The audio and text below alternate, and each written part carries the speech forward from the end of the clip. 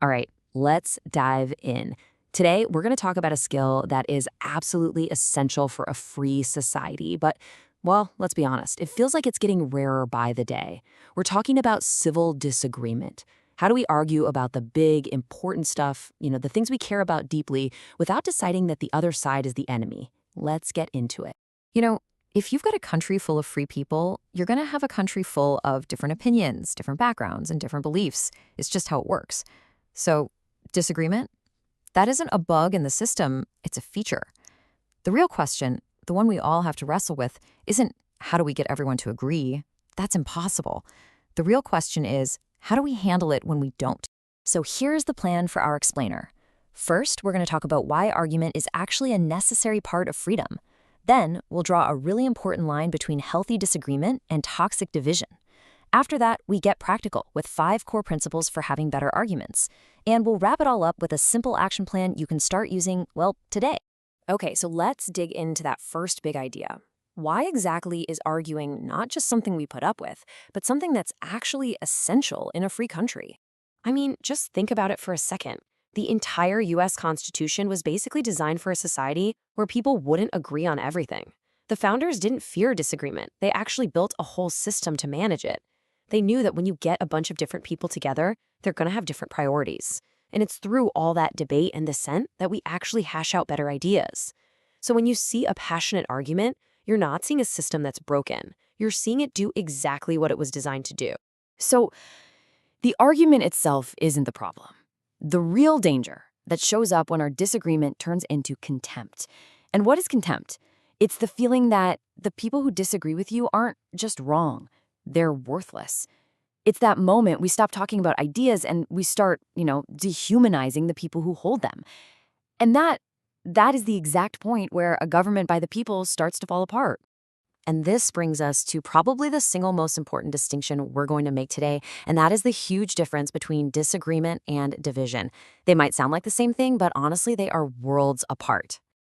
Yeah, this slide really lays it all out, doesn't it? Disagreement is basically just saying, hey, I see this differently than you do. It can actually be productive. But division, that's a whole different ballgame. That's saying, because you disagree with me, you are a bad, dangerous, or stupid person. One is about ideas, the other is about character. One keeps us sharp, the other is rooted in pure hostility. And here's the bottom line. A free country can absolutely handle disagreement, but widespread division, no way. It just can't survive that. Okay, so it's one thing to know what the problem is, but what in the world do we do about it? Well, that brings us to the really practical part of all this, a toolkit with 5 core principles for having better, more productive arguments. Here they are, just a quick look. We're going to break down each one, but just seeing them all together, you can kind of see the theme, right? It's about shifting our whole goal from trying to win an argument to trying to preserve a relationship with a fellow citizen. First up, and this one is so fundamental, attack the idea, not the person holding it, right? It's the difference between saying, I think that policy is a bad idea and here's why, versus saying, you must be an idiot to support that policy. One of those can lead to a real conversation, the other just starts a fight. Number 2, we have to completely change how we think about listening. So often, we're not really listening, are we? We're just waiting for the other person to take a breath so we can jump in and poke a hole in their argument.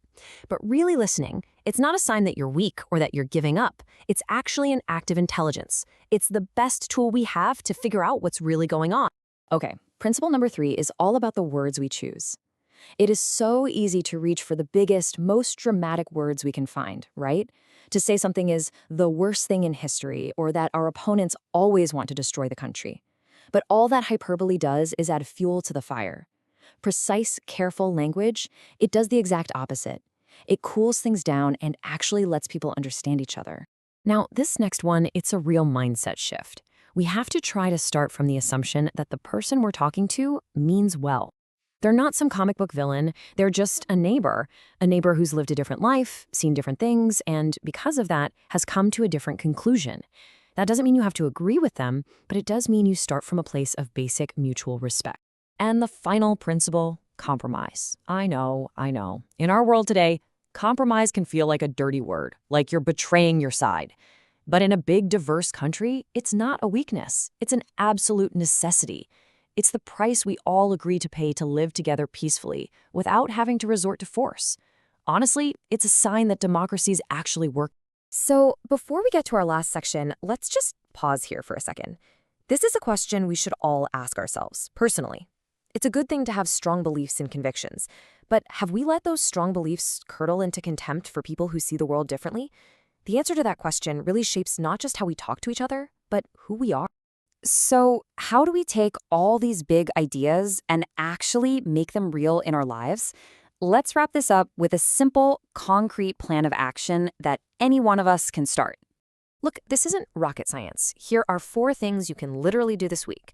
First, just try to have one respectful conversation with someone you disagree with, where your only goal is to understand where they're coming from. Second, when you're talking about an opposing view, describe it fairly, not as some crazy caricature. Third, make a conscious choice. Just refuse to share or like or amplify content that's only purpose is to mock or dehumanize other people. And finally, remember that kids are watching. Model the kind of citizenship you hope they'll have someday. And in the end, that's really what this is all about, isn't it? The point of a free society isn't to get everybody to think the exact same way. That's impossible. The point is to build a nation of people who, even with their deepest, most profound differences, refuse to stop seeing each other as neighbors. Thanks for watching.